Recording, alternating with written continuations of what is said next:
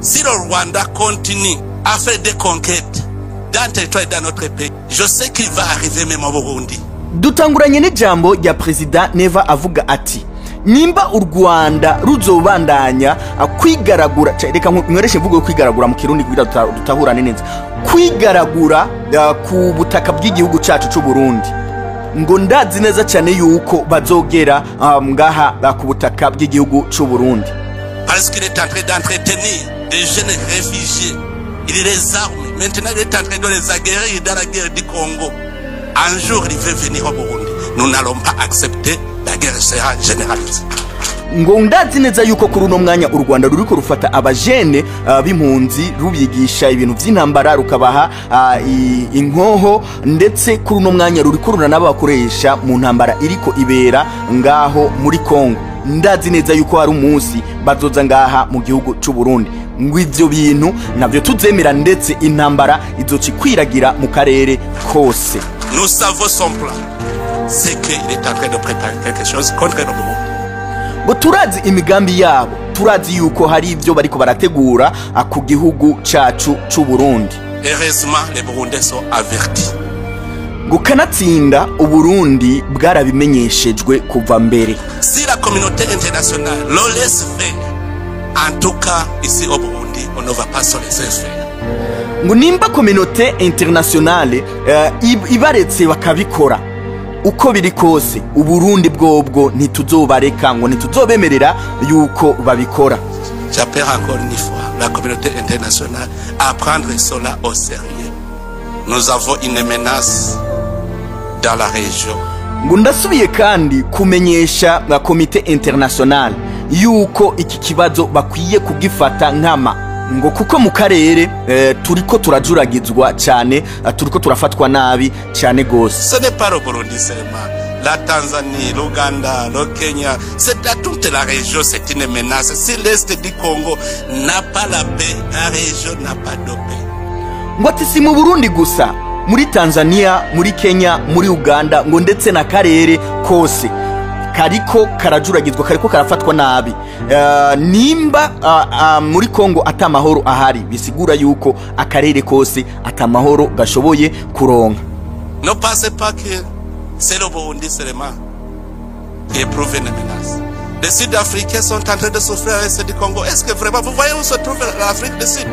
Mais l'insécurité à l'Est du Congo a des conséquences sur l'Afrique du Sud. Ngo nimwibaze gusa yuko ari u Burundi bwonyene ruriko rutangaza yuko rubuze amahoro kubera ibiriko bibera mu gihugu ca Congo. Ngo raba South Africa, South Africa iyo isanzwe iri, urabe naho Congo iri nahantu kure cyane gose, ngo ariko kubera umutekano muke uri mu gihugu ca Congo, ngo biriko birazana ingaruka mbi ku gihugu ca Afrika y'Epfo, kandi gisanzwe kiri kure cyane, turetse twebwe igihugu cyacu cy'u Burundi gisanzwe gifatanye n'igihugu ca Congo.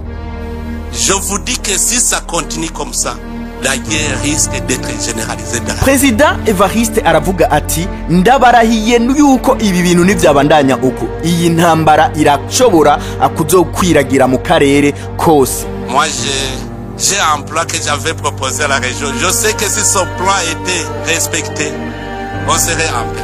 Ngo je ndafise umugambi nahaye kano karere kose kacu.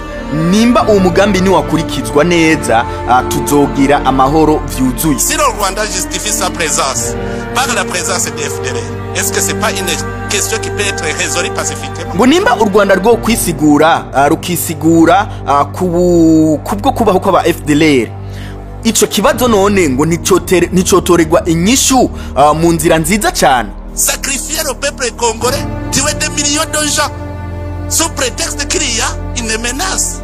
Est-ce que cela ne peut pas être réglé sans verser le sang des innocents? Ngo kwica inzirakarengane zo muri Congo, kwica amamiliyoni y'abakongomani, none ico kibazo gisanzwe gihari nticotorerwa inyishu atabantu barinze kwasiga ubuzima, mutarinze kwica abantu inzirakarengane zo mu gihugu ca Congo. Je sais que RDC et le Rwanda peuvent s'entendre très bien sur la gestion de ce mouvement. Moi-même, je disais qu'il faut une coalition internationale de lutte contre les groupes armés étrangers à l'est de la RDC. Comme ça va garantir le Rwanda Et ça va aussi permettre au Congo d'entamer le processus de paix. Qu'est-ce qui manque? Qu'est-ce qui manque? Qu'est-ce qui manque? C'est parce qu'il y a complicité.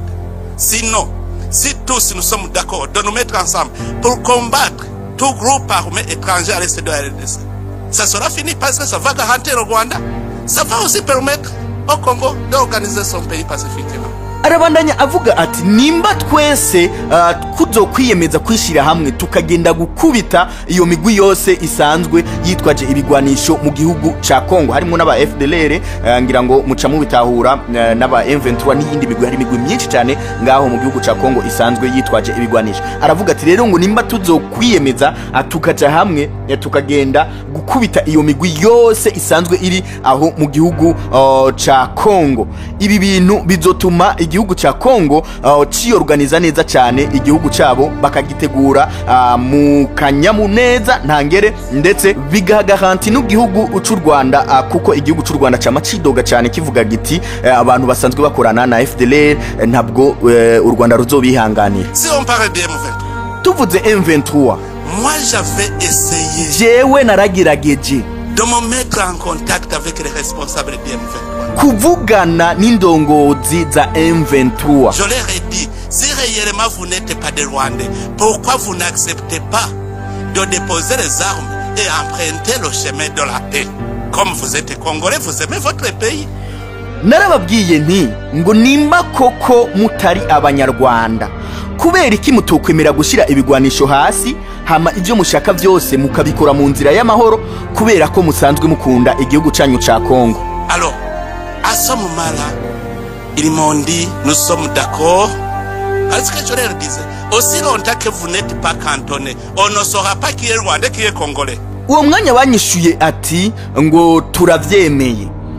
Ngo warashima narababwiye nti ngo nimutaba kantone ngo twebwe ntituzomenya umunyarwanda uwari we canke tumenye umukongomani uwari we. Il faut d'abord aller dans la zone de cantonnement, comme ça les Congolais sont à part, et puis les Congolais vont entamer le processus de paix, et les Rwandais vont rentrer chez eux.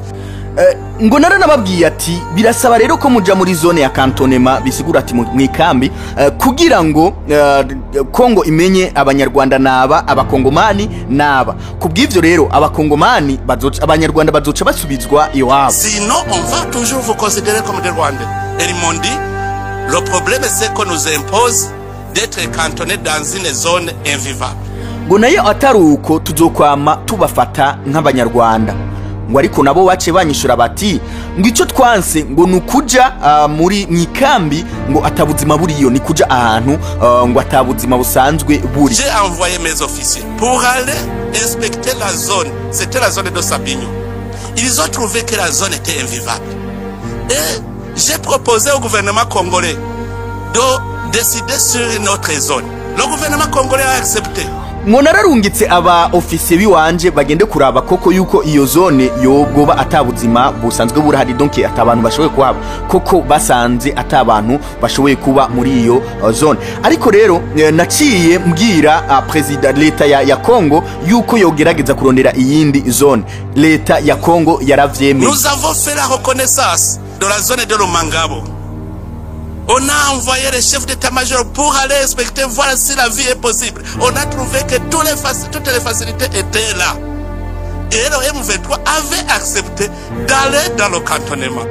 Ngo twace duhitamwo zone ya Mangabo. Nararungitse aba chef d'état-major banje bagenda barabe yuko iyo zone koko irimwo ubuzima abantu bashoboye kuhaba, hama basanga ngo ibintu byose bimeze neza muri iyo zone, ndetse na M23 ubwayo yaremeye kuja muri iyo zone. Ngo ariko mu nyuma, mais au moment où on allait commencer le mouvement, ils reprennent le combat. Pourquoi?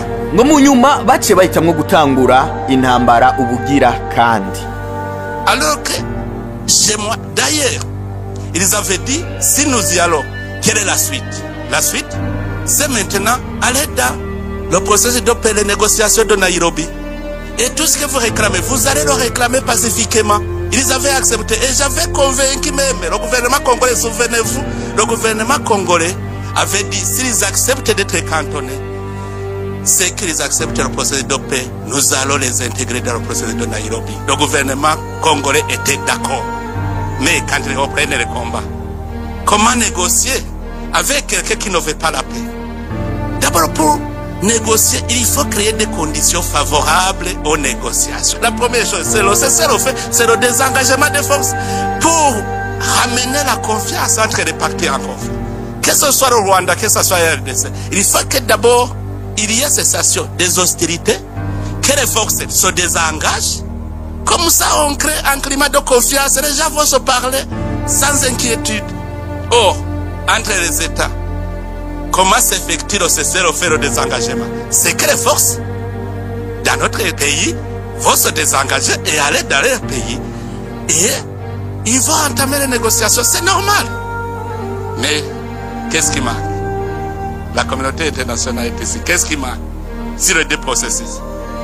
J'avais proposé ce plan et la région avait décidé d'envoyer une force régionale pour d'abord sécuriser les citoyens congolais, mais aussi pour combattre les groupes armés étrangers. C'est cela la présence du Burundi en RDC. On est allé dans le sens de l'idéologie régionale. Quand nous sommes arrivés au Sud Kivu, vous êtes témoins. La paix et la sécurité a été ramenée. On a entamé le processus de réconciliation des communautés congolaises. Jusque maintenant, c'est calme.